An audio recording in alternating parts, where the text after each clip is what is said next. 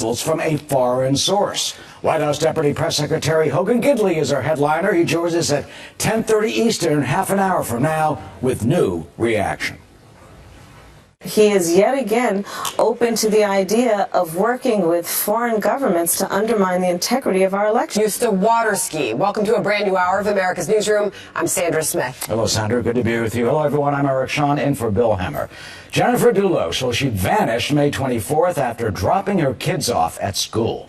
Now the hunt for clues is intensifying this morning as dive teams comb the pond in the upscale suburb of Avon, Connecticut. Laura Engel has been on this story from go. Laura, what are we learning now? Hi, Sandra. Well, investigators were at the water skiing pond yesterday based on several tips received about the area, but apparently did not find anything. They were there all day. Now, this is the 20th day of search efforts to find the missing mother of five, which has brought together state and local investigators searching homes, parks, and a waste facility in Hartford for any sign of the 50-year-old or any evidence in this case. Police in New Canaan, where Jennifer Dulos lives, say they have now received over 550 tips and 80 videos submitted by the public in their request for any information. Yesterday, we saw who we believe to be a family member at Jennifer Dulos' rental home collecting personal items. This is the first time we've seen a family member at the house. Police say this is where they believe Jennifer was the victim of a serious physical assault and where they found DNA from Fotis Dulos, her estranged husband, mixed with Jennifer's blood on the kitchen faucet. Fotis Dulos, who has pled not guilty on hindering prosecution and tampering with evidence charges, was released on bond Tuesday after also making an appearance in family court over custody of his 5 children. They remain with Jennifer's mother for now as a judge considers the grandmother's request for temporary custody. In a new interview with NBC, Fotis Dulos' new attorney says his client has not been in contact with his girlfriend, Michelle Troconis, who was also arrested on the same charges and is out on bond. He says that Fotis, quote, deeply loves her and wants nothing more than to call her, but says that is not a move he will let him make. Troconis has been seen talking with state investigators on this case. Pattis says he has heard that she has taken a polygraph test and denied having any information as to where Jennifer Dulos is. We will continue to monitor the situation. Sandra. Laura Engel, the search continues. Thank you. I think maybe you do both. I think you might want to listen. There's nothing wrong with listening. If somebody called from a country, Norway, we have information on your opponent. Oh, I think I'd want to hear it. You want that kind of interference in our elections? It's not an interference. They have information. I think I'd take it. If I thought there was something wrong, I'd go maybe to the FBI if I thought there was something wrong. That's President Trump saying that he would want to hear what someone has to say about a campaign rival, even if it's a foreign source, calling opposition research a common political practice. Rich Edson live at the White House with the latest on this controversy. Hi, Rich. Hey, good morning, Eric. And the president is defending those comments this morning. He says he meets with foreign governments and leaders all the time and that, quote, we talk about everything. Should I immediately call the FBI about these calls and meetings? How ridiculous. I would never be trusted again. With that being said, my full answer is rarely played by the fake news media. They purposely leave out the part that matters. Now, in that ABC interview, the president also rejected guidance from the FBI director, Christopher Wray, in which he said that any public official or campaign that's contacted by a foreign official about information that could influence the election, that the FBI would want to know about that.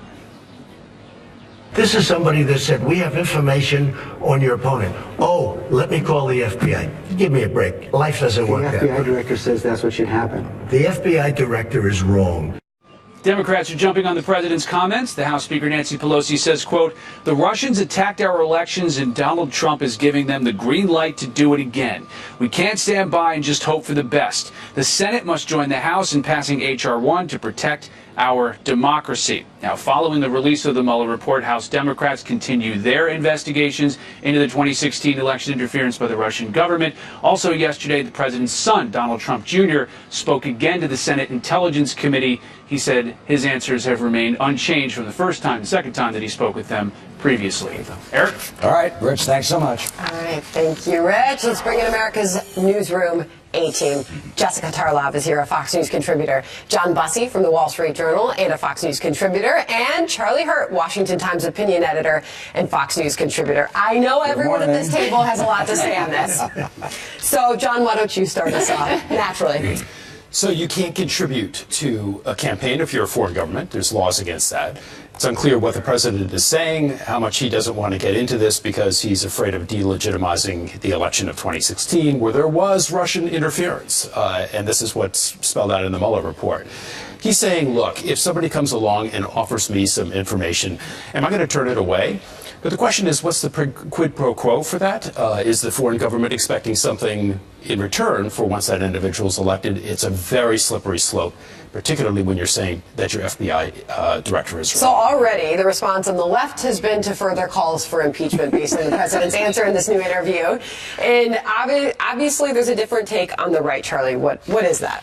Well, I mean, first of all, you know, if you listen to what he said is, yeah, I would go to the FBI if there's something wrong. Fine. As far as his having a dispute with his own FBI director, hey, this is terrific. This is open government. This is, you know, I don't know why anybody in the media gets upset about the fact that there is this open discord in the administration. But let's think about what he has come through over the past 2 or 3 years. You had Democrats paid for information from foreign governments, used it, used it foreign nationals in an attempt to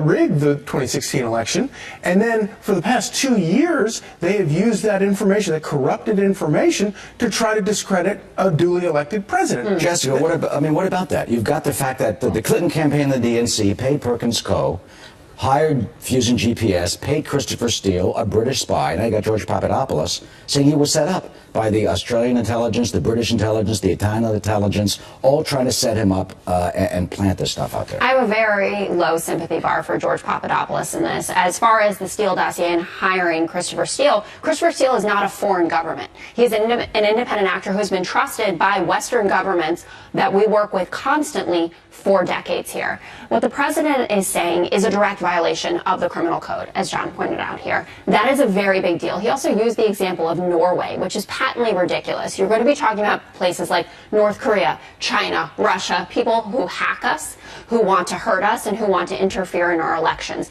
He's also playing right into the narrative of impeachment hearings, first of all, and what came out of Mueller, that you would welcome information from a foreign hostile power. That's what Don Jr. did. Okay. That's But so what you're condemning what Hillary Clinton, you're condemning what the Clinton No, I'm saying that it isn't where getting, they went out and actually sought that information Christopher from Steele is not the Russian government. Christopher Steele had his sources, which were delineated in the report. Some of it ended up being true, some of it ended up not being true. But Jessica, to Charlie's point, this is the right is using this as an opportunity to point out the hypocrisy. Our own Sean Hannity, in case you missed it, walked in like a rock star on Fox and Friends this morning. He was on very early. And he had this to say. Over that, how could you not be outraged? Hillary Clinton literally empowered a foreign agent who produced a Russian a dossier full of Russian lies that was used to infiltrate our electoral process.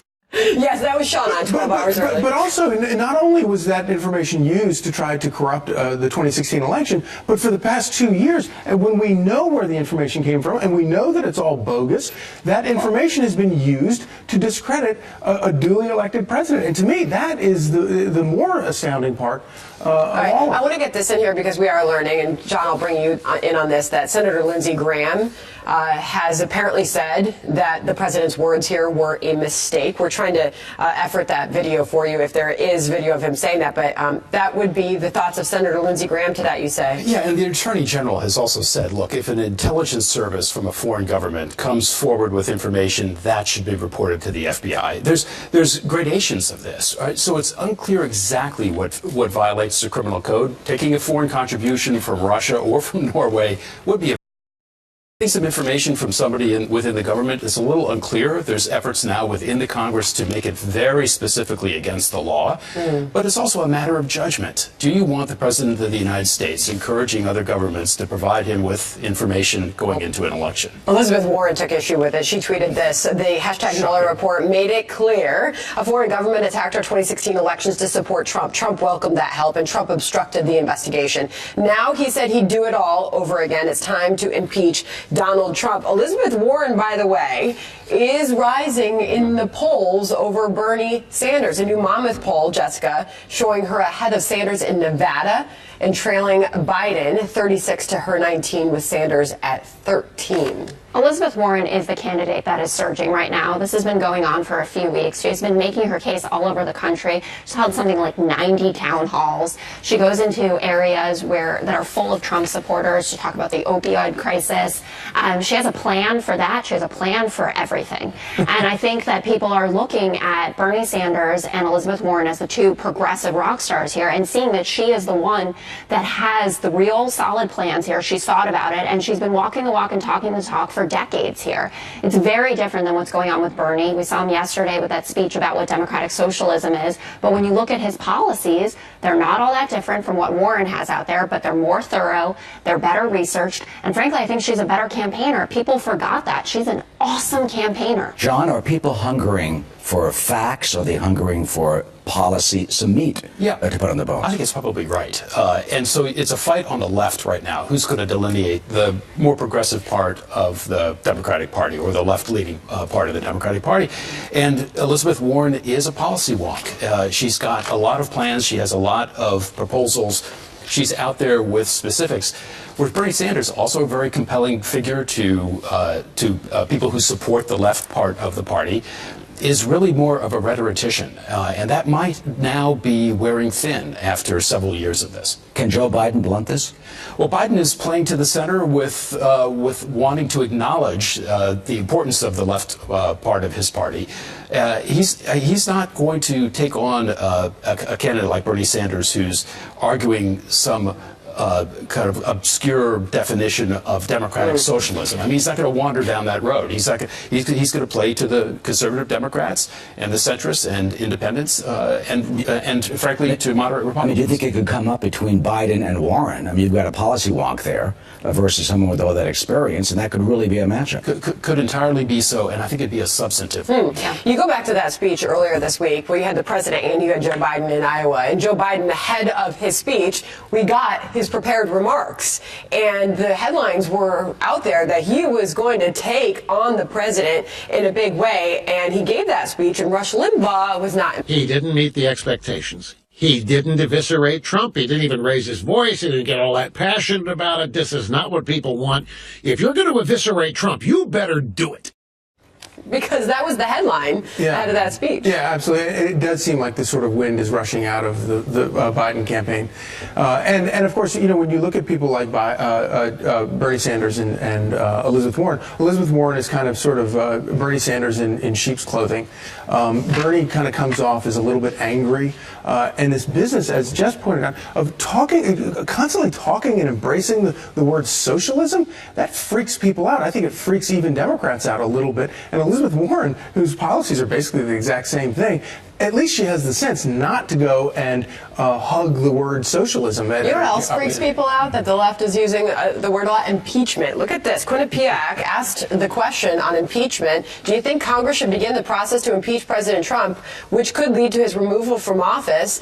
Only 33% said yes. 61%, Jessica, responded no. 6% don't know. Go figure. Nancy Pelosi is right with her strategy. Nancy Pelosi has her finger totally on the pulse of what's going on in the Democratic Party right now. She has Jerry Nadler further in line now, Hakeem Jeffries, the people that she needs to. Impeachment is something that will be slow. You mentioned two people. Does she have her party in line? Well, those are the ones responding to the polls, right? I mean, they're the ones that saying we can't afford to have impeachment hearings. The Senate will never impeach him, right? So they're going to go through this in the House. He can fundraise off of this. He can campaign about it. I'm a duly elected president. I haven't done anything wrong. It was a witch hunt. Mueller exonerated me. They're coming after me. She's clearly a genius behind the levers of power in Congress. Genius. But the idea that she's somehow sort of mainstream is kind of hysterical. No, she's paying attention to where the party is right now on the issue. The party is impeachment, right? No, I mean, it's 59 Democrats, which is a minority of House representatives. In 2018, we won 40 seats, 35 of them that we flipped. those are moderate Democrats, part of this new Democrat coalition. Not one of them is for impeachment. So if the president keeps going out there and saying, oh, foreign governments, come on in, that's cool, I'm not going to tell the FBI, you're going to get more and more people that are saying, to this point also, I mean, to this point on impeachment and the extreme of impeachment, look, Rush Limbaugh is a popular conservative opinionator, right? He's got a dog in this hunt. He's pro-Trump, and he wants to take the air out of Bernie Sanders' race. So he's going to be critical of it. But you have to ask yourself about Sanders' Biden's race. You have to ask yourself about Biden's strategy on this. How violent does he want to be in the language of anti-Trump? How much velocity does he want to have around that when there is an appeal to moderate Democrats and moderate Republicans and centrists? He's going to make his position known, but is that going to be his singular point, and is he going to constantly be harping on it? Probably not. Also, just to add, Biden is up 30 points with independents. Trump picked up independents in the 2016 election. He's 15 points ahead of other Democrats in that category. Joe Biden is running against the president, not Republicans as a whole. Okay, we've got to leave it there. You did not disappoint, 18. Thank you. We'll talk about it more in the green room. Breaking news now to the attempted murder of David Ortiz. We're getting some brand new information and some brand new surveillance video showing the moment attackers have happened, but confirmed it was at a restaurant in Midtown Manhattan. Gooding is expected to turn himself in to police as early, we're told, as today. And there's terrifying new surveillance video of that attack on legendary Red Sox slugger David Ortiz. As we are now learning more about the shooting in the Dominican Republic, the alleged gunman and 5 accomplices are now in police custody. Authorities say the men were offered just under $8,000 to carry out the assassination. We're also learning 2 of the suspects could have a connection to crimes right here in our country. Rafael Fierro Cruz, the alleged gunman, reportedly wanted for 2 robberies in New Jersey, and another suspect, still at large, Luis Alfredo Rivas Claes, could be linked to a recent shooting that happened in Pennsylvania. As for Ortiz, he is in intensive care at a hospital now in Boston, and he is said to be improving. Our thoughts for Big Papi. I suspect that a lot of people in this country would be delighted to pay more in taxes if they had comprehensive health care as a human right. Senator Bernie Sanders there defending democratic socialism, saying his policies are popular and that Americans would have no problem paying more taxes to fund them. Joining us, money man Charles Payne. I'm not sure I've ever heard anybody, a fan of higher taxes, Charles, but he makes that case. I haven't either. Sometimes you'll hear billionaires say that kind of stuff, even as they're giving all of their money to a fund or a charity, right? Not Uncle Sam. No one wants to pay higher taxes. So, I thought Bernie really fell flat yesterday. He had the big stage. He had a chance to reset his campaign. Bits and pieces of his platform are being snatched from him by his rivals. Elizabeth Warren is rocketing higher. Mayor Pete's rocketing. It just feels like he was really, really floundering. And then today, here's the interesting news. In Venezuela, they're coming up with new denominations for the notes because inflation is so high. They're going to have a 50,000 bolivars, 50,000. 40,000 is equal to $8 in America. That's their minimum wage for a month. I mean, think about that as you're pushing socialism. That's what they're doing in that country. Well, he's probably not pushing Venezuelan socialism here, but he is using that word. He's very proud of it. He's not a Democrat, an independent. How do you think that will resonate with the non-millionaires and the billionaires out there, people in the heartland, the rest of us, when he says they're coming to us to pay more taxes? No, nobody wants to pay more taxes, and the word socialism, it's beyond, has more than just negative economic connotations. You look at the carnage that has happened in the wake of socialism, the human carnage, the deaths. It's interesting. In his speech, he starts off talking about oligarchs. Guess what? Socialism breeds oligarchs, right? That's exactly what you get in socialist societies. Ari Fleischer was really strong on Special Report last night. He had a similar message on socialism. Here's Ari Fleischer. He said elsewhere in that speech that socialism is for compassion, justice, and love. Well, I don't know what nation on earth socialism has ever achieved those objectives. Freedom achieves those objectives. What socialism has brought to tens of millions around the world instead is oppression, injustice, and scarcity. This is what socialism delivers. When Bernie Sanders says those things, he sounds like a naive college student. Like, it looks good on paper, it looks fair on paper, And maybe, you know, he spent his honeymoon in the USSR. I mean, it just maybe he believes it so much that he's blinded to history and current day events. And let me tell you, even though he won't say Venezuela, he doesn't ever say anything negative about Venezuela either. But he defended this. He was on CNN last night. Let's listen to what he had to say. There is a trade-off, but at the end of the day, I think that most people will believe they're going to be better off when their kids have educational opportunities without out-of-pocket expenses, when they have health care as a human right, when they have affordable housing, when they have decent retirement security. I think most Americans will understand that that is a good deal. I mean, he is hitting the areas of worry for many of us. He is hitting the areas of worry, but, you know, and listen, this goes back to FDR, right? The 4 freedoms. And the last freedom I've always had a problem with was the idea that we should be shielded from the freedom of want.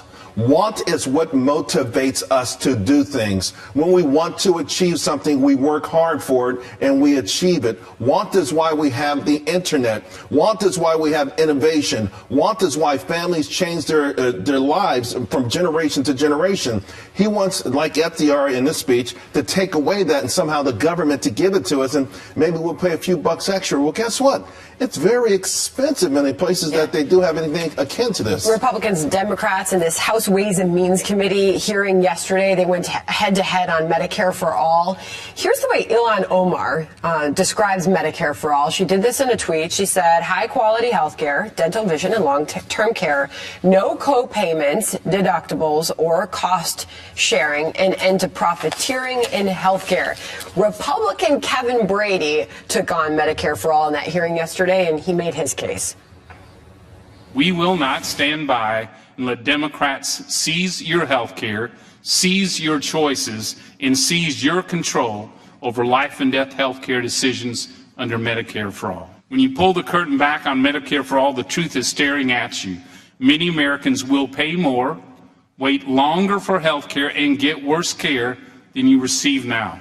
We will not stand by, said Kevin Brady. He's going to fight now, and guess what? There are going to be some Democrats also. They won't be as vocal as Kevin Brady, but not everyone in the Democratic Party is even on board with this particular idea. There is something about the free enterprise system. There is something about the idea that when the governments around the world, by the way, you talk about Canada, you talk about the UK, but the waiting times are extraordinarily long for simple operations, and for more complex ones, people who can afford it come to America to have them done.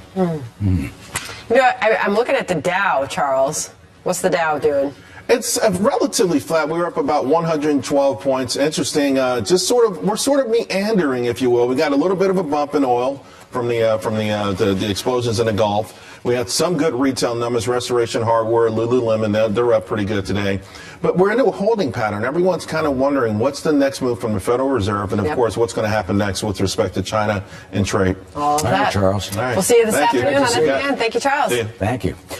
Well, a few moments ago, we had a technical snafu. We aired a clip of Democratic Congressman John Lewis of Georgia, and we mistakenly labeled him as Oversight Committee Chairman Elijah Cummings. Of course, we regret that error and apologize.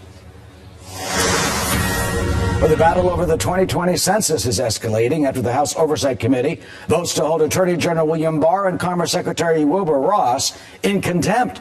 What's next in this tug of war? Plus, will President Trump gearing up to meet with President Xi later this month at the G20? What will happen with that? What he says China has to do to end the tariffs. White House Deputy Press Secretary Hogan Gidley will join us as our headliner next. Contact the FBI if he thought, quote, there was something wrong. White House Deputy Press Secretary Hogan Gidley joins us now from the North Lawn. Hogan, good morning to you. Good morning, Hogan. Good morning. As you have probably seen, the reaction to those words of the president, Democrats are using it to further call for the impeachment of this president based on what he said there. Does the president stand by that or want to change any of those words, or is that what he said? Look, I wish that the media would take the time to look at the full clip. I was standing just feet away from the president in his exchange with George Stephanopoulos. It was very clear. The president said if there was wrongdoing, of course he'd turn it over to the FBI. That's absolutely ridiculous. But let's talk about how we got here and what the media continues to focus on. Democrats are going down these ridiculous rabbit holes. They've been doing this now for multiple years, trying to attack then candidate Donald Trump and now the president. I mean, this information was gotten by the crooked Hillary campaign. They're the ones who solicited and paid for information from a foreign entity in Christopher Steele, who got fake information from Russia, and they used it to weaponize an entire campaign against this president, first as a candidate and now as the president of the United States. It's absolutely ridiculous that we're not having this conversation. This is how we got here. I think and everyone wants to focus on a non-meeting with Donald Trump, the Donald Trump campaign, rather, in Trump Tower that lasted a few seconds. It's absolutely ridiculous. Just a couple of things. I hear you say he would, of course, go to the FBI. But, of course, if you look at the exact words of the president, he said maybe go to the FBI if there was something wrong there. We're seeing reaction from Capitol Hill. Senator Lindsey Graham has responded to the president's comments, and he just said this. What are the implications of hearing the president of the United States saying it's okay to accept foreign dirt from about an opponent? Yeah, I think it's a mistake. I think it's a mistake of law. I don't want to send a signal to encourage this, and I hope my Democrat colleagues will be equally offended by the fact that this actually did happen in 2016, where a foreign agent was paid for by a political party to gather opposition research. All those things are wrong. How does the White House respond to that, Hogan? He called it a mistake of law, the senator said.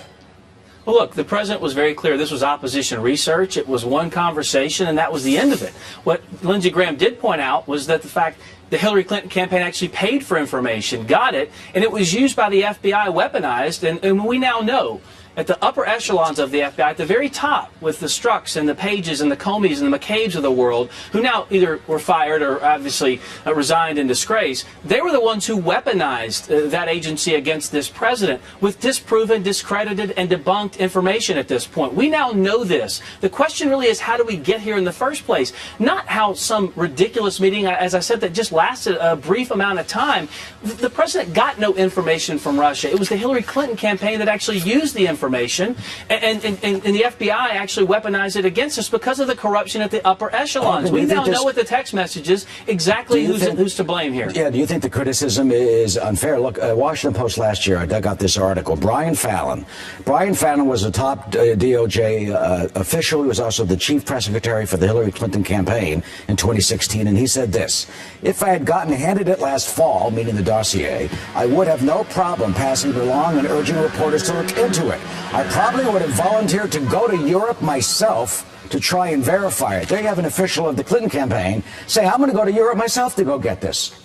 Absolutely, and I'm so glad you pointed that out. The hypocrisy here knows no bounds from the Democrats and from the media. They allowed the Clinton campaign to do this. They now know some of this information, and they're still going after this president, who, by the way, after the Robert Mueller report came out, he walked to that podium and he closed the investigation, he closed the case, he even closed his own office and said this is over and done with. There were no indictments around that meeting. It's absolutely ridiculous. There's been no collusion, no corruption, no obstruction. We now know that for a fact, and the media continues to nitpick and take things out of context, this president says, instead of focusing on how we got here in the first place, which was nefarious actions from the crooked Hillary Clinton campaign. Final thoughts on that, because we have other things we want to get to with you. But in that interview, the interviewer, Stephanopoulos, did point out the FBI director, Christopher Wray, has said campaigns should reach out to the Bureau if they are contacted by a foreign entity. Does the president think the FBI director is wrong on that? Well, he said he would do both. I was standing just steps from him, and I don't know if that clip's actually been played. I'd be surprised if it was, because Lord knows we actually give the president the full context he deserves. He was very clear. If he got information and it was nefarious or ill-gotten in any way and there was wrongdoing, he would absolutely take it to the FBI. Well, and for the media to try to push this another way is absolutely ridiculous. The president responded, the FBI director is wrong. Right, but first of all, I think we were talking about James Comey at the time, and we all know James Comey sure is wrong after being a convicted liar and leaker. So that's what the president was talking about, but he made the point he would send this information to the FBI if it was in any way wrongdoing in the process. If a foreign entity does contact the campaign or the White House with dirt on somebody, would you go to the FBI and turn that over? Well, the president said he would do that if there was wrongdoing. That's a question for the campaign, obviously, but the president was very clear here, and for the media to go down this rabbit hole is just ridiculous. All right, now moving on to the House Judiciary Chairman Jerry Nadler. He announced yesterday that former Trump confidant Hope Hicks, who I should point out is the EVP and Chief Communications Director for Fox Corp, will testify before his committee as part of this investigation into whether or not the President Trump obstructed the Mueller investigation. What is the response from the president on that? Well, listen, the president told everyone to cooperate.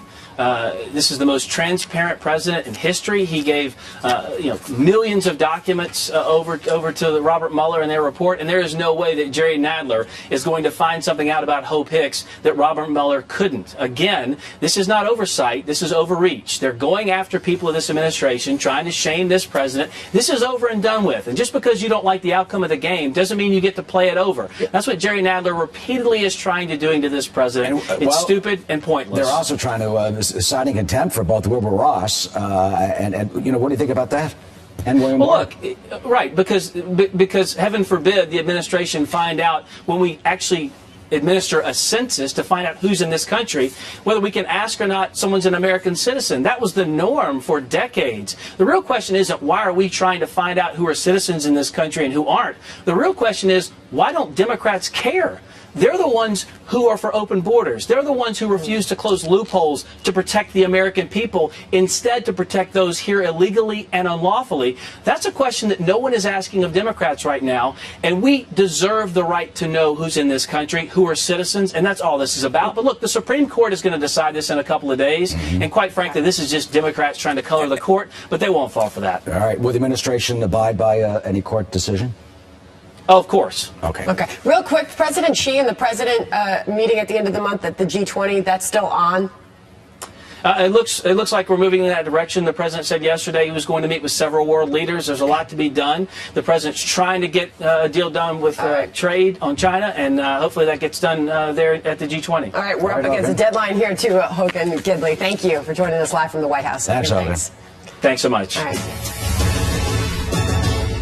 Now is the time for social media companies to put in place policies to protect users from this kind of misinformation. Not in 2021, after viral deepfakes have polluted the 2020 elections. By then, it will be too late. Have you seen those so-called deepfake videos? They are unbelievable. Now they're going viral. The most recent one, take a look. This altered video of Facebook CEO Mark Zuckerberg. The danger they pose is an issue the House Intelligence Committee is looking at today on Capitol Hill. And our Jillian Turner is live in Washington with the latest. It's a really frightening and chilling new phenomenon. Hi, Jillian. It is, Eric and Sandra. So the House Intelligence Committee's hearing on AI is underway right now. They're looking at the threat artificial intelligence poses to U.S. national security, and they're talking about just how quickly this technology is improving. So quick, it's even hard for regulators to keep up. Now, this, as you mentioned, as a new viral video is showing the world this morning that not even America's big tech titans are immune to the threat of deepfakes. Take a look at this doctored video of Mark Zuckerberg making waves on Twitter and Insta. Imagine this for a second. One man with total control of billions of people's stolen data, all their secrets, their lives, their futures. He didn't actually say any of that. Now, this video is triggering a whole new round of questions about what and how much fake content should be allowed to stay up on social media platforms. Instagram says for now it's got no plans to remove the Zuckerberg clip. Just last month, Facebook got hit with criticism after it allowed a crudely altered video of House Speaker Nancy Pelosi to stay up, even the president sharing it with his followers. It's rare to see lawmakers and experts in agreement at these Intel hearings these days, but today they're in lockstep. They both say the time for action was yesterday. It's great that we're here now, ahead of 2020, but these technologies have been in open development for several years now. Thinking ahead to 2020 and beyond, one does not need any great imagination to envision even more nightmarish